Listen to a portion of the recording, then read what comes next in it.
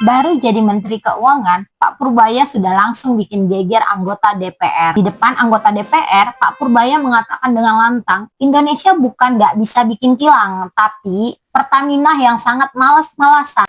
Jadi kilang itu bukan kita nggak bisa bikin atau kita nggak bisa bikin proyeknya, cuman Pertaminanya males-malesan aja. Mari kita bahas mengenai PT Kilang Persero. PT Kilang Persero ini yaitu Pertamina, di mana sebelumnya itu pernah didirikan pada tahun 1958. Ini adalah gambar kilang pada tahun 1958. Dan ini untuk peta untuk kilang yang ada di Indonesia ada 7 titik. Di mana kilang pertama itu ada di Dumai, ada di Pelaju untuk kilang yang ketiga, kilang yang keempat Cilacap, kilang yang kelima ada di Balikpapan, kilang yang keenam ada Balongan, kilang yang ketujuh ada di Kasim. Sebelum kemunculan dari pernyataan Purbaya yang kontroversi ini, memang diadakan rapat bersama dengan anggota DPR dan Pertamina, di mana terkait untuk perubahan anggaran yang akan ditetapkan dari Pak Purbaya untuk meningkatkan perekonomian Indonesia. Bahkan katanya, selain cuma janji-janji manis atau janji-janji palsu, kilang ini juga sering dibakar dan diperbaiki ulang. Apakah ini fitnah atau fakta? Saya pernah kasih ke mereka biar aja karena mereka yang jelek-jelekin saya kemarin kan. Saya pernah kasih tawaran ke mereka kalau nggak bisa bikin ya udah, ini ada investor dari Cina mau bangun kilang, Anda perlu beli 30 tahun, setelah 30 tahun Anda dapat kilangnya gratis. Pertamina bilang kami keberatan dengan usul tersebut karena kami sudah over capacity. Waktu saya kaget, over capacity apa? Kami sudah berencana bangun 7 kilang baru, satu pun nggak jadi kan? Mereka bilang iya tapi ke depan akan jadi, sampai sekarang nggak jadi. Yang ada malah beberapa dibakar kan.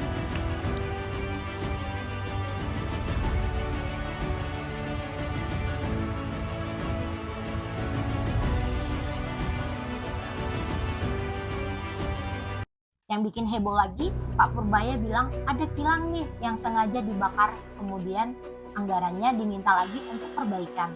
Kalian tahu nggak itu kilang yang mana? Warganet pun ramai-ramai menyatakan apa ini adalah trik sabotase para korupsi atau ini belak-belakan Pak Purbaya saja yang memang gaya bicaranya cukup koboh.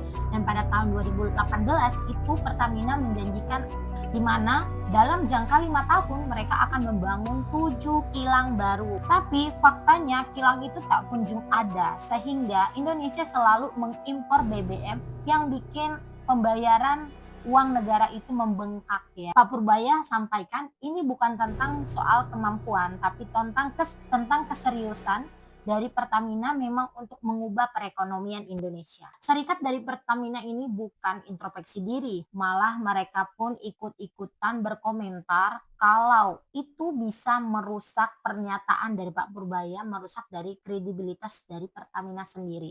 Kalau mau kritik boleh, tapi jangan saling menyalahkan atau cuman saling menyuruh aja. Tapi menurut teman-teman, apakah dari pernyataan Pak Purbaya ini kita bisa tahu kinerja dari Pertamina yang selama ini, di mana mereka kita lihat sendiri menjanjikan 7 kilang, tapi sampai sekarang 1 kilang pun belum ada nih. Sudah 5 tahun berjalan loh. Menurut kalian, apakah kita butuh seorang yang seperti Pak Purbaya ini? Sosok yang energik dan berani bicara mengenai fakta. Atau justru karena gaya bicara Pak Purbaya ini bisa memberikan isu publik atau kekacauan baru. Menurut pandangan kalian seperti apa? Menurut pandangan kalian, apakah gaya komunikasi dari Pak Purbaya ini salah? Atau memang dari segi Pertamina yang kinerjanya saat ini selama ini memang sangat kurang?